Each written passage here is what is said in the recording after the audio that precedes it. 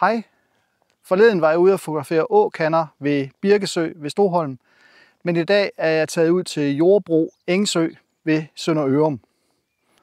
Området er tidligere landbrugsjord, men er i dag oversvømmet, da man slukkede pumpehuset i 2015. Og som I kan se bag mig, lavede pumpehuset om til et fugleskjul. Der er ca. 115 hektar sø her i dag, og det er med til at fjerne omkring 11 tons kvælstof om året fra oplandet omkring Jordbro Å. Og så er det også med til at give plads til en masse dyreliv herude. Der er blandt andet øjer, skegestorke, der er vandflagermus, og jeg har sågar også ladet mig fortælle, at der er en enkelt isfugl her en gang imellem. Det er et fantastisk område, så jeg kan varmt anbefale et besøg herude.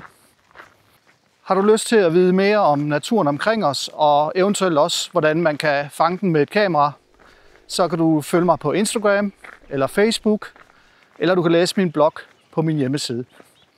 Der er links i bio.